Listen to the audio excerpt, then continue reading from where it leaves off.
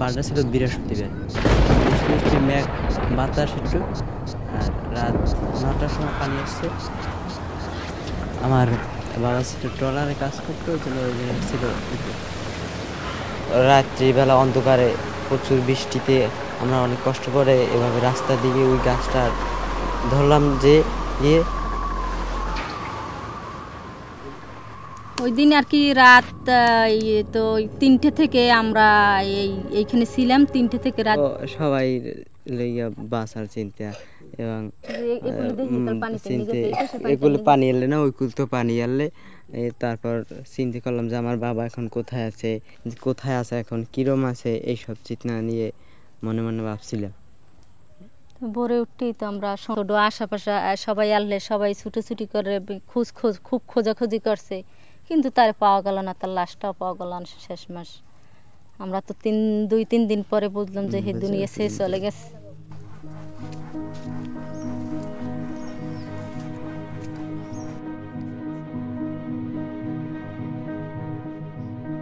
Det är många som saknar här. 3500 människor dog i cyklonen Sidr. Miljontals blev hemlösa. Stormbyarna mätte 300 kilometer i timmen och vattennivån höjdes 5 meter. Livet kommer aldrig att bli detsamma igen.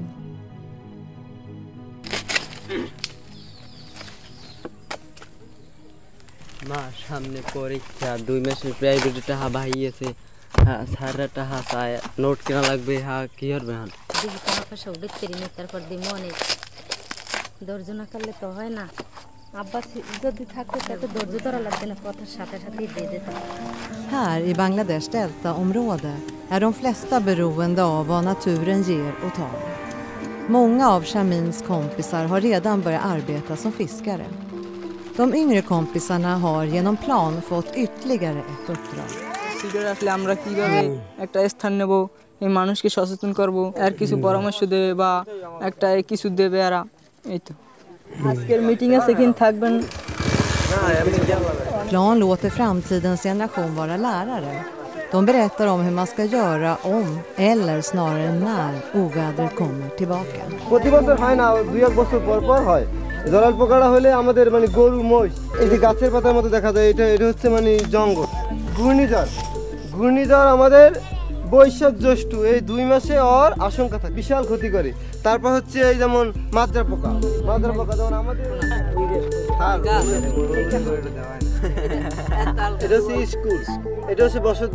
De unga ambassadörerna gör evakueringskartor och lär ut enkla knep, som att gräva ner värdesaker och spänna fast tak.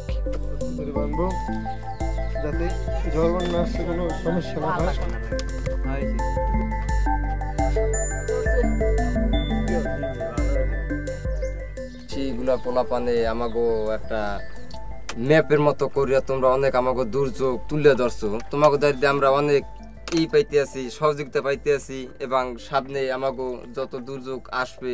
কি মাছ ধরতে চাস না? আমার যেহেতু আমার বাবাই এই মাছ ধরতে গেছে, আমি এই জন্য এটা ভয় পাই, কারণ আমারও তো যে সময় হতে পারে, এভাবে বন্যা আসতে পারে। বন্যা আসতে পারে।